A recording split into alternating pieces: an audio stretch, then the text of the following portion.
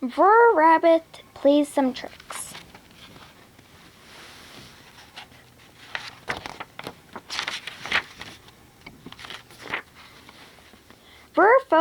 Wolf and Brer Fox and Brer Bear all loved rabbit stew, so they were always trying to catch Brer Rabbit. But Brer Rabbit was too smart for them. He always had a trick up his sleeve. One day, Brer Rabbit decided to build himself a house. His first house was made of straw. It was a nice house until Brer Fox tore it down. His second house was made of bark. It was a nice house, too, until Brer Wolf blew on it. His third house was made of reeds. It was just as fine as could be until Brer Bear sat on it. Finally, Brer Rabbit realized that he needed a proper house made of wood, with a stone chimney, and doors and windows with locks.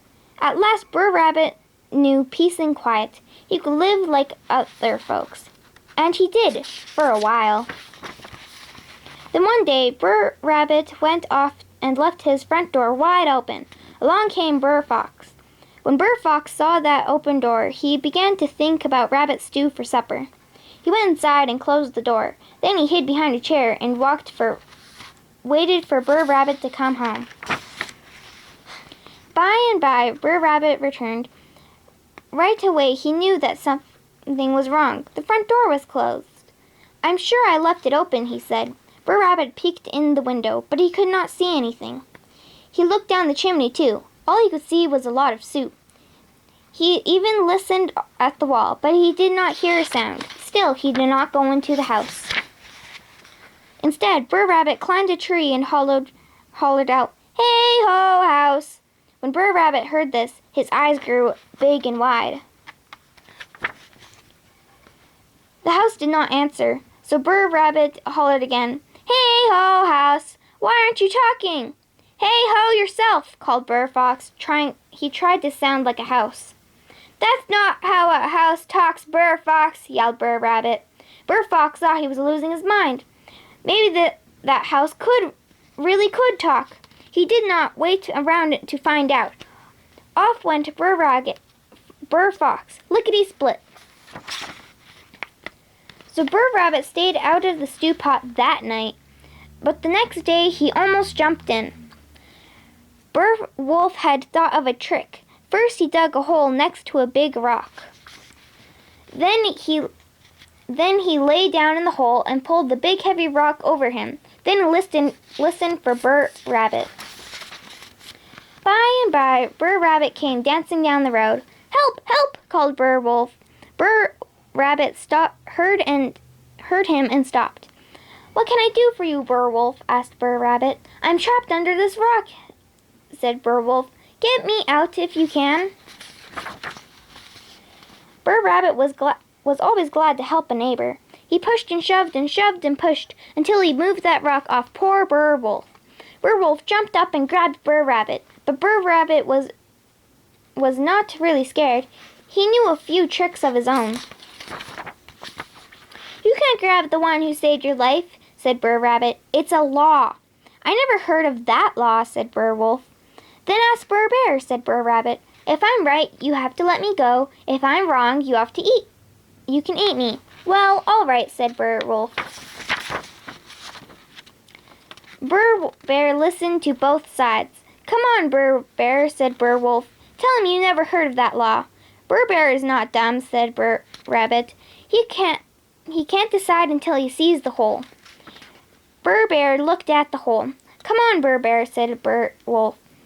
"We all know there is no such law." "Brer Bear is not stupid," said Brer Rabbit. "He can't decide until he sees how you were trapped under the rock." Brer Wolf put down Brer Rabbit and lay down in the hole and pulled the rock over him. "Hurry up, Brer Bear," he said. "This rock is heavy." Brer Bear looked at Brer Wolf. "I think I know the answer now," he said. "You were wrong, Brer Rabbit," he said. "You had no business helping Brer Wolf. You should have left him under the rock." "I have learned my lesson," Brer Rabbit said as he danced on down the road. "I will never help Brer Wolf again." Brer Bear thought he had been a mighty judge fine judge that day, but his friends set him straight.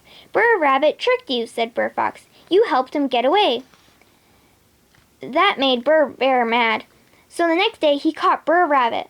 "You know what I do to folks who fool me," said Brer Bear. "I knock them dead." When he heard this, Brer Rabbit started to laugh. "Why are you laughing?" asked Brer Bear. I just said I was going to knock you dead." I know," said Brer Rabbit, "but I can't help thinking about my laughing place." "How come you have a laughing place?" said Brer Bear. "I don't have a laughing place. Some folks are rich, some folks are poor," said Brer Rabbit. Said Brer Bear. "Show me this place." So off they went until they came to a place where the bushes grew thick. Brer Rabbit pointed to a tunnel in the bushes. "That's it?"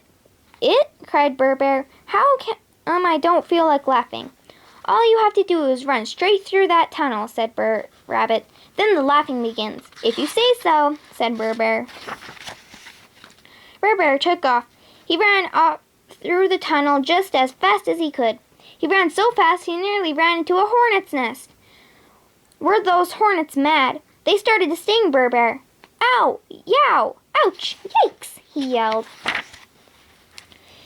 Brer Bear came running out of the bushes. The hornets chased him around and around. Brer Rabbit laughed so much his sides began to hurt. At last Brer Bear escaped the hornets. "Say, I didn't see anything funny in there," he said. "I thought this was a laughing place." "Ho, ho, ho! Ha, ha, ha!" went Brer Rabbit. "I didn't say this was your laughing place," said Brer Rabbit. "I said it was my laughing place, and I've been laughing ever since I got here." And before Brer Bear knew that he had been tricked again, Brer Rabbit was gone. The end.